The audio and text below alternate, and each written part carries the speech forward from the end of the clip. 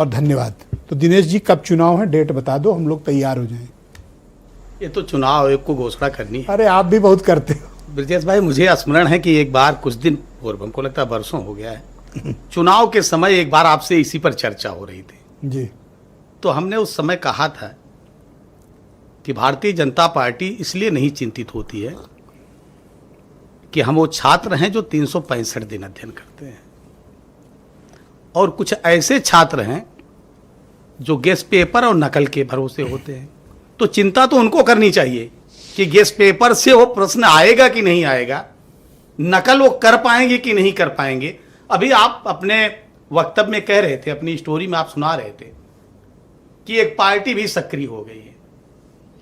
Bharatiya Janata party तो पहले दिन से अपनी सदस्यता अभियान के माध्यम से, अपनी संरचना के माध्यम से, अपना पन्ना प्रमुख, अपना बूथ प्रमुख, अपना शक्ति केंद्र प्रमुख, अपना मंडल, अपना जिला, अपना क्षेत्र, अपना प्रदेश, उनका प्रशिक्षण कार्यक्रम, ये तो हमारी नियमित दिनचर्या है। लेकिन बाकी पार्टियों का क्या है? बाकी पार्टियां जब चुनाव आती है तब वो थोड़ी सी उनमें हलचल दिखती है। और हलचल किस बात की दिखती है? सूत न कपास, जुलाहुम लट्ठम लट्ठा। सिर्फ बड़ा भाई कौन होगा और छोटा भाई कौन होगा। और मुझे एक बात और ब्रजेश भाई नहीं समझ में आती है कि इन पार्टियों में जो प्रदेश के पदाधिकारी होते हैं, मुझको तो लगता है कि ये केंद्र के ही प्रतिनिधि होते हैं। वो जो बात कहते होंगे वो सत्य बात कहते होंगे, लेकिन उसी पार्टी के प्रवक्ता जो है उनका दूसरा सुर होता है। ये किसके लिए बोल रहे हो? नाम लेके कहो। अभी प्रभारी कांग्रेस पार्टी के प्रभारी, हाँ तो नाम लेके उन्होंने कहा कि हमको बराबर की हिस्सेदारी चाहिए। यहां तो बड़ा भाई और छोटा भाई बनने की होड़ चल रही है। तो माननीय अखिलेश यादव जी को बड़ा दिल दिखाना चाहिए। आपको तकलीफ क्यों है अगर वो हिस्सा मांग रहे हैं? ये तो बहुत अच्छी बात है ब्रजेश भाई, भारतीय लोकतंत्र की सबसे बड़ी खूबसूरती है। तो आपको तकलीफ क्यों है? नहीं, तकलीफ मुझे नहीं है कि कोई भी व्यक्ति चुनाव लड़ सकता है। वो किसी दल के साथ लड़ सकता है, गठबंधन करके लड़ सकता है, निर्दल लड़ सकता है। हमको तकलीफ नहीं है। तकलीफ क्यों होगी?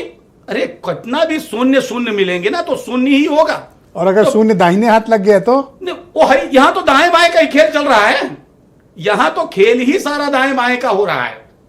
और ये बात वो पार्टी कह रही है जो 1.5 साल तक अपनी लिस्ट नहीं जारी कर पाई संगठन की। नहीं, ऐसा नहीं। 1.5 साल हम जनवरी में चुनाव हुआ था और अभी जाके जून में इन्होंने लिस्ट दी। नहीं तो क्या संगठन नहीं था? मैं यही कह रहा हूं कि क्या कार्यक्रम, क्या हमारे पदाधिकारी उस समय नहीं थे? उस समय हमारे पदाधिकारी थे। उस समय हमारे पदाधिकारी का आज की तारीख में जिस दिन सूची आई उस दिन सारे पदाधिकारी सारी कार्यक्रम कर रहे हैं। हमारे यहां कुछ परिवर्तन दिखा आपको? हो सकता है कि मेरी जगह कोई और बैठता, आज मैं बैठ रहा हूं। तो इसलिए भारतीय जनता तो ये बता के बात को समाप्त करो ना कि भाई चुनाव कब होगा, अर्ली होगा या बाद? नहीं, चुनाव जब भी समय से होगा। जब भी चुनाव आयोग चुनाव डिक्लेयर करेगा ब्रजेश भाई, भारतीय जनता पार्टी पूरी तैयारी है, पूरी ऐसा प्रतीत होता है कि आपकी तैयारी नहीं है, वरना आप कह देते कि अभी करा लो।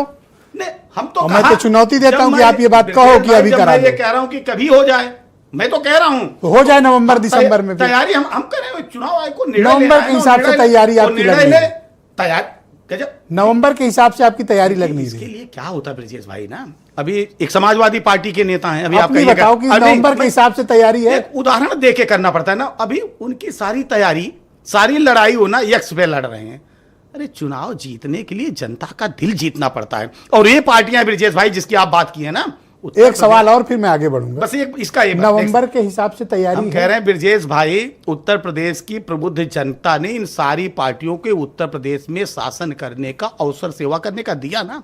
जनता ये आकलन करती है कि उत्तर प्रदेश में आप कौन सा। मैं फिर आपसे चुनौती पूर्वक कहता हूं कि अगर आपकी तैयारी हो नवंबर की तो बोलो, और नहीं तो फिर अपनी बात हमने कहा कि जब भी चुनाव आयोग नवंबर चुनाव की तिथि घोषित करेगा, भारतीय जनता पार्टी चुनाव के लिए तैयार है। हम हमेशा 324 24/7 काम करने वाली पार्टी। दीपक रंजन समाजवादी पार्टी के प्रवक्ता हैं। दीपक जी।